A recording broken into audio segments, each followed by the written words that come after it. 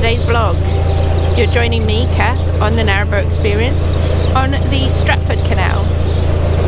I'm heading towards Kings Norton Junction today, which I think will take me about an hour, maybe a little bit longer. I'll then be turning right onto the Worcester and Birmingham Canal and heading towards Bourneville. When you left us last, it was in almost this exact spot. We were facing the other way. We had just gone to a boatyard to get a quote for fitting a diesel fireplace. It is now coming up to the end of November and we've had some temperatures ranging from -2 or 3 degrees centigrade overnight. Today is quite a mild day. It's about 7 or 8 degrees, I believe. It's very overcast. We've had rain all day yesterday and there's a bit more possible today, so I am rugged up just in case.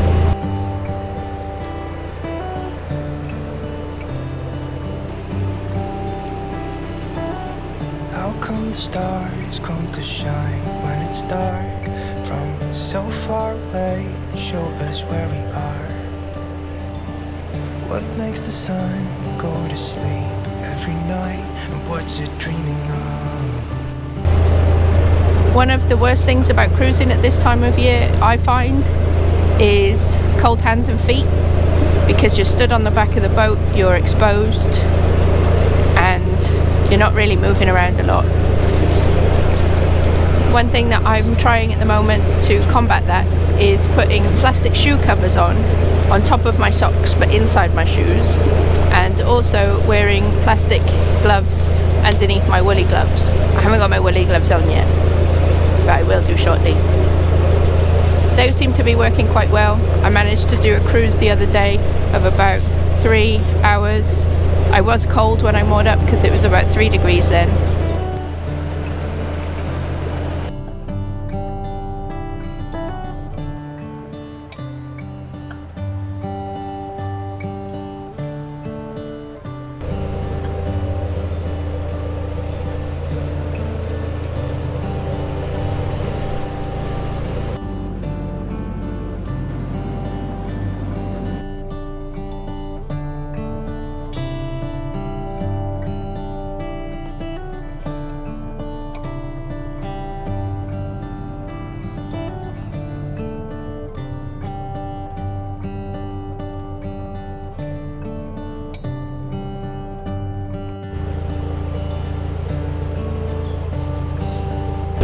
Today is a little bit special because I don't know if you've noticed, but there's no Anna Marie.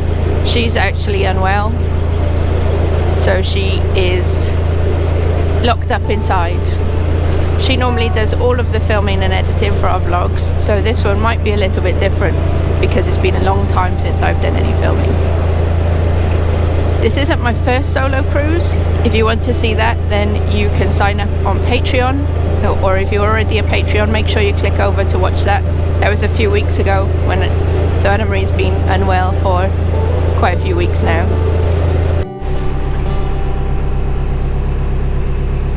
I've just pulled over to fill up with some water, so I've taken the opportunity to come inside for a little bit of a warm-up.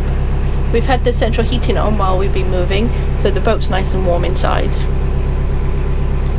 At this time of year, you need to really be on top of keeping your water tank full, your diesel tank full, and all your waste tanks empty, because you never know if anything's going to stop you from moving, be it an unexpected stoppage on the canal, or in colder weather, the canal freezing over.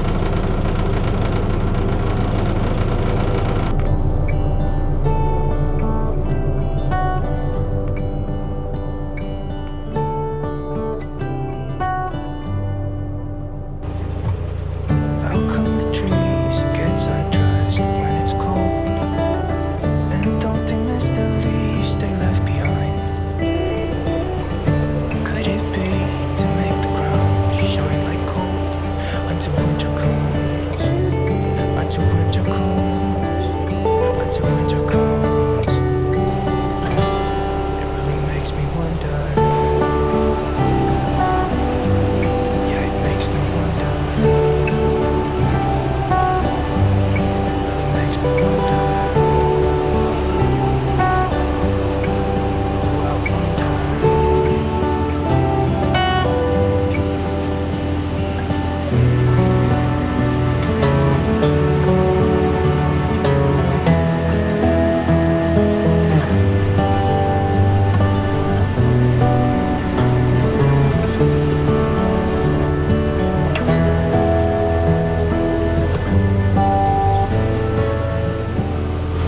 Now seems like an ideal time to talk to you guys about the realities of cruising off season.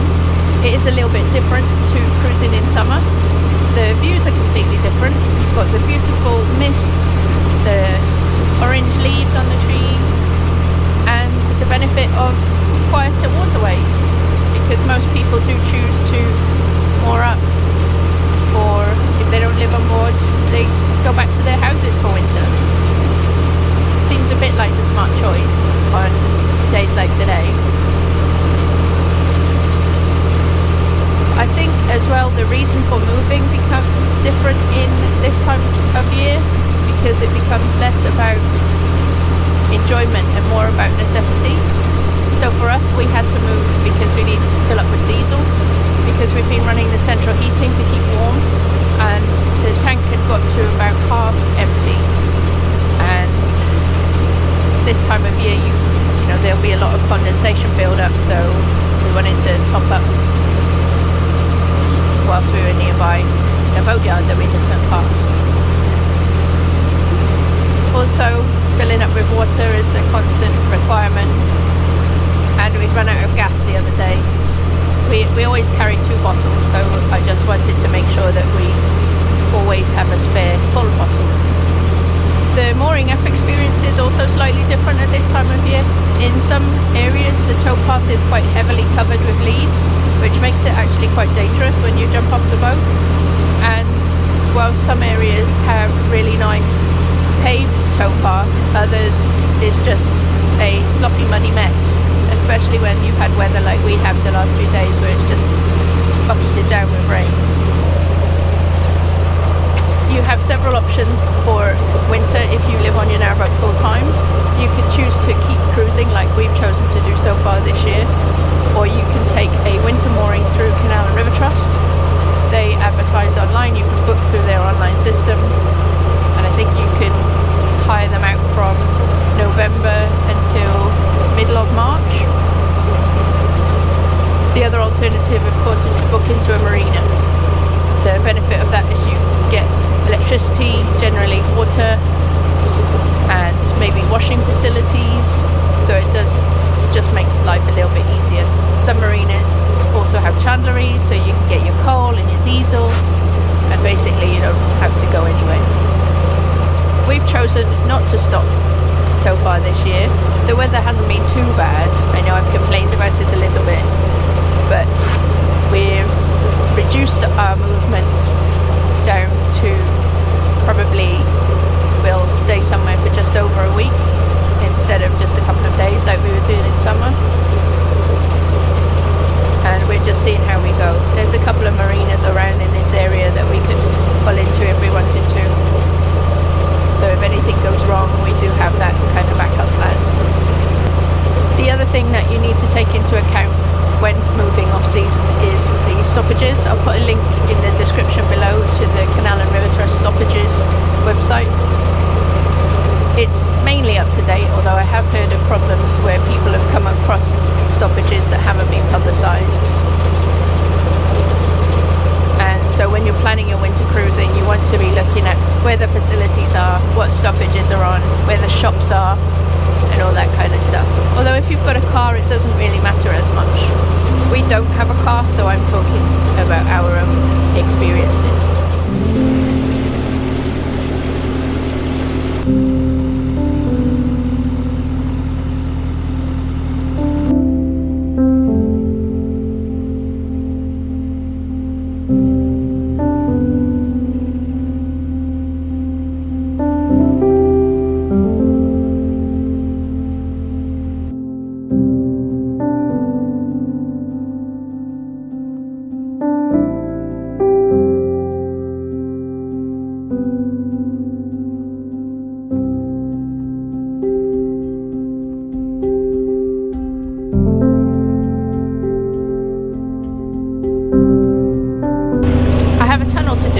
just coming up to it now, and what are the chances on a day when I've seen barely any other boats moving that I should see one in the tunnel?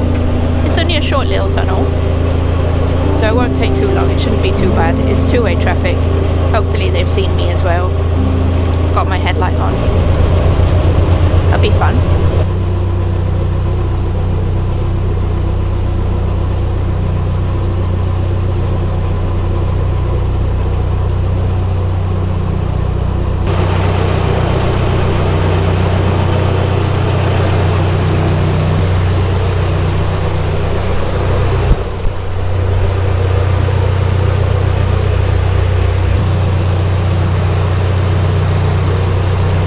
Brandwood Tunnel, and it's only 322 meters. So after I passed the boat, I gave it a bit of acceleration and I was through that tunnel in no time at all.